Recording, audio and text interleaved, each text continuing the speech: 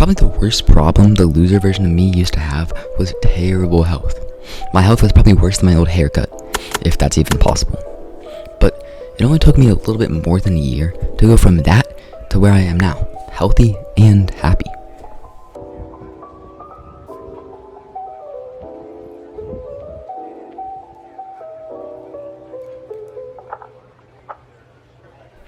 But the thing about health is that it's such a vague term, and it can be applied to so many different things.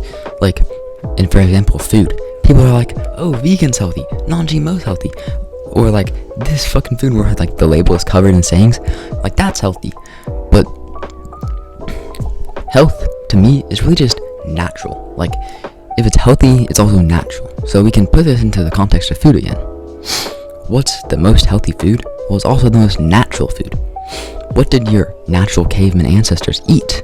Well, they ate meat, berries, vegetables, probably some fish. That's all healthy food, right? Nobody's really gonna argue me, be like, no, meat's actually not healthy. Actually, maybe vegans would, but fuck vegans. That's all natural food, which means it's healthy. To me, like, that's basically the definition of healthy is natural. But this can apply to pretty much everything, because your health is just a reflection of your lifestyle. So if you want to be healthy, you have to live healthily, but I don't know which one it is. You have to live healthily to be healthy. And again, you can just ask yourself if what you're doing is natural. Like, is working natural? Yes, if it's on something that you're like passionate about. Going outside is also natural. Is scrolling natural? Probably not. But this is where it gets interesting, because all technology is like your phone where you scroll on. All technology is designed to improve a human's life, right? So if the human society relies on technology, then it should be making your life better. But in reality, most days, modern society, everybody is too involved in it. Like, they use it too much. Too much of a good thing can become a bad thing.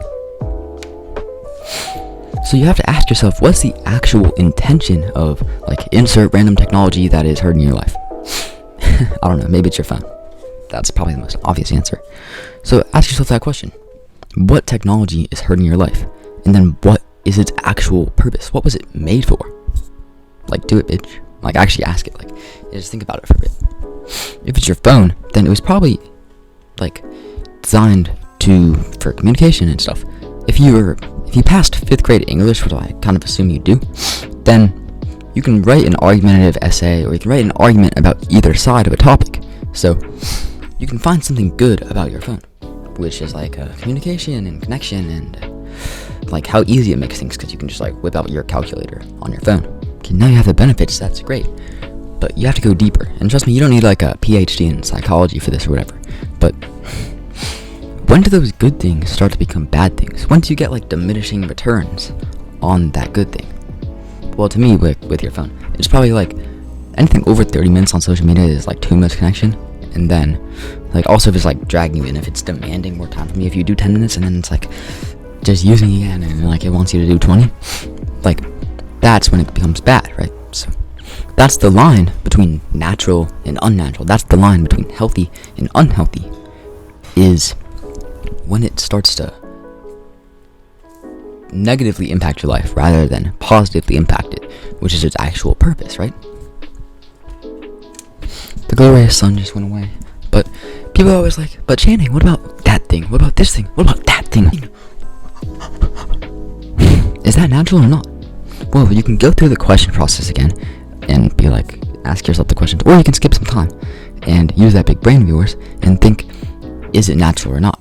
Because technically, like, your great times 10 to the 236th power grandpa is a caveman. And so you have a little bit of like his blood, and you have some of his genes, his ancestry in you.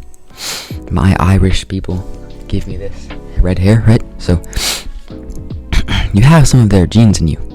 And if cavemen were the most natural people, then they know what's natural and what's not. So you have a little bit of it in you. Like, why is water natural? Like, you probably can't tell me, right? Like, in math I'm doing proofs, and it sucks. They're like 1 + 1 = 2. Now prove it. Like, everybody gangsta till they ask you to prove it. It's really annoying. But lucky for you, you don't have to do that. You don't have to prove why water is natural, why drinking water is good for you. You just have to do it.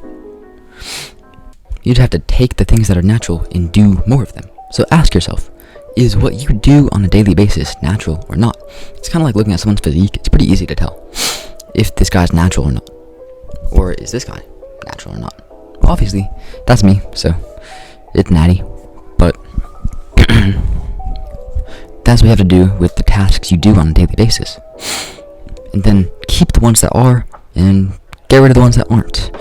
Because that's what will make you healthier. And trust me, bro, the best benefit of being healthy is not like your skin will get clear and like the ones people tell you online. It's actually just happiness. Because there's a reason people say happy and healthy. It's kind of cringe, but it's actually true. Because they're both so directly correlated that the happiness you get as a byproduct of being healthy and living a healthy lifestyle is probably the greatest feeling that you can even experience. So make it happen, and I'll see you in the next one.